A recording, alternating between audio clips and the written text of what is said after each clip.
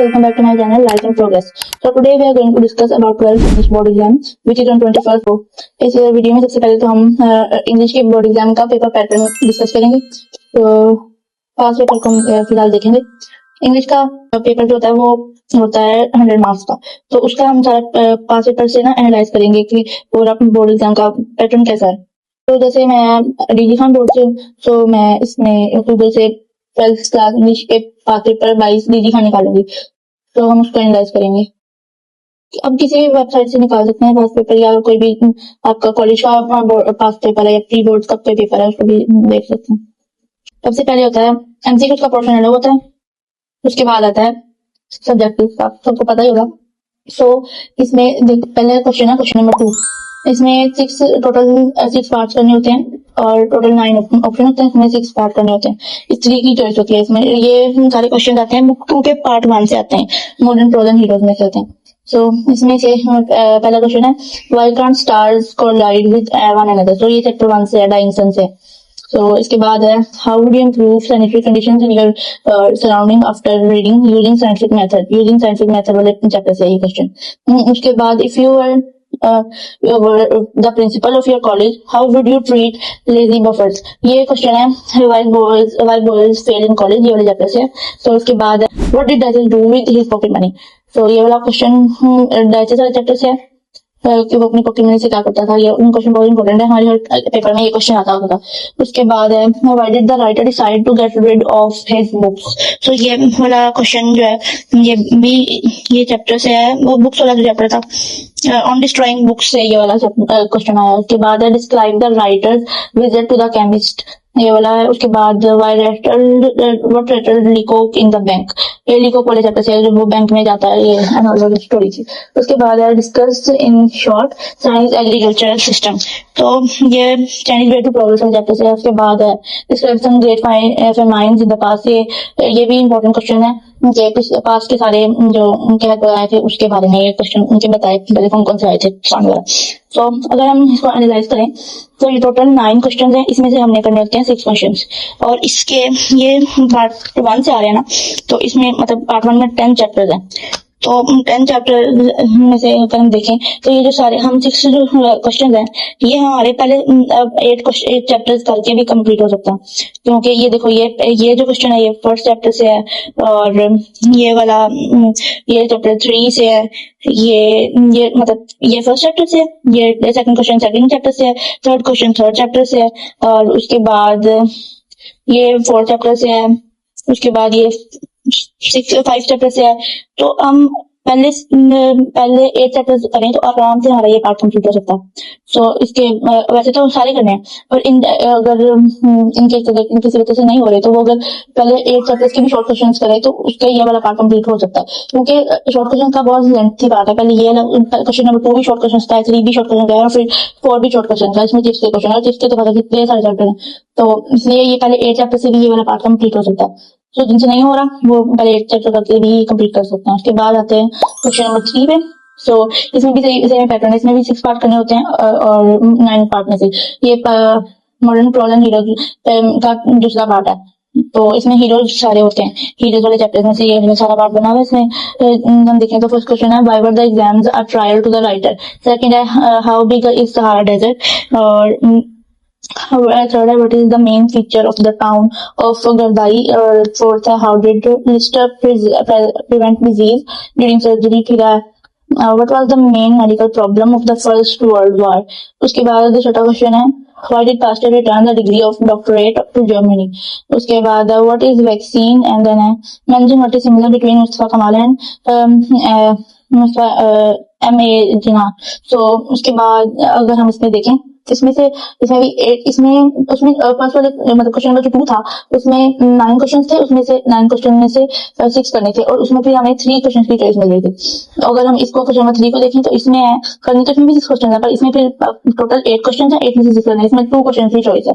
सो इसमें अगर हम इसको देखें तो ये क्वेश्चन है पहले चैप्टर से है, फिर पहले मतलब हीरो से है, और मतलब अगर हम टोटल इसको एनालाइज करें, पिछले सारे पास पेपर में भी इसको हम अगर देखें तो पहले टोटल 6 हीरोज हैं, अगर उसमें से हम 4 हीरोज करेंगे तो हमारा ये सारा पार्ट कंप्लीट हो जाएगा।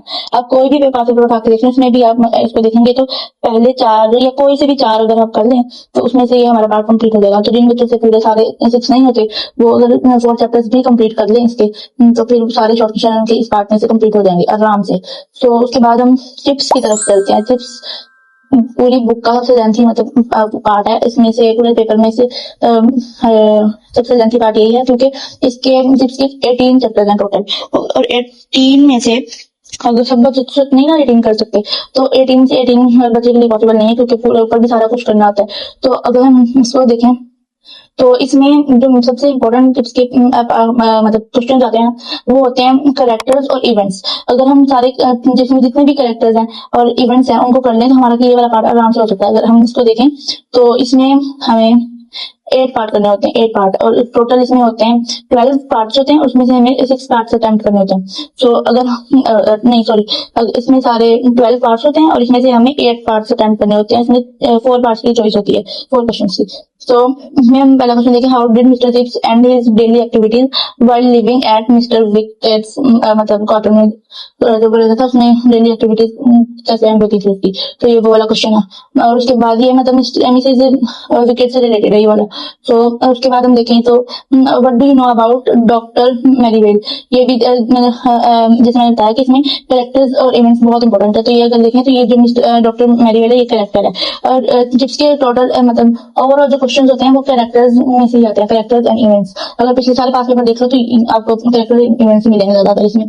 तो उसके बाद what was the contribution of Brookfield school to the glory of England, तो ये ब्रुकफील्ड स्कूल के बारे में है। इसके बाद हम देखें तो do you think that mister chips was an ambitious teacher, ये थोड़ा कंसेप्चुअल क्वेश्चन टाइप हो गया। ये मतलब जिसने अगर पढ़ा हो ना मतलब सारे अगर सारे चैप्टर नहीं होते चिप्स के सारे शॉर्ट क्वेश्चन, तो बंदा एक दफा उसकी जो चैप्टर के स्टार्ट में थीम होती है उसको एक दफा बंदा पढ़ ले तो मतलब सारे क्वेश्चन आराम से सॉल्व हो सकते हैं। तो उसके बाद who was Rodan and why did he leave before casual time, देखें इसमें भी ये करेक्टर का पूछ रहा है। उसके बाद how did mister Chips happen to get a wrench in his ankle, तो ये भी मिस्टर चिप्स के बारे में पूछ रहा है। इसके बाद मतलब सारे क्वेश्चन रहते हैं इसमें। जैसे ये देखिए तो व्हाट वाज कैथरीन अपीयरेंस, ये कैथरीन के बारे में बहुत क्वेश्चन आते हैं। देखिए इसमें कैथरीन के अपीयरेंस के बारे में है। और उसके बाद नेक्स्ट में why did Katherine begin to like Chips, ये भी कैथरीन के बारे में है। कैथरीन और ये जो मिस्टर राल्स्टन है इसमें इसके बारे में भी आते हैं क्वेश्चन, ये भी बहुत इंपॉर्टेंट है, कैथरीन भी बहुत इंपॉर्टेंट है। और उसके बाद तो मतलब इस उनकी समरी ये है कि अगर हम चिप्स की जो सारी थीम है वो पढ़ लें तो आराम से ये हमारा हो सकता है। उसके बाद हम जाएं ऐसे की तरफ। उसके बाद ऐसे वाला क्वेश्चन है, तो इसमें ऐसे के 4 ऑप्शन आते हैं, मतलब टोटल 4 ऑप्शन 4 ऐसे गिवन होते हैं कि इसमें से एक आपको करना है।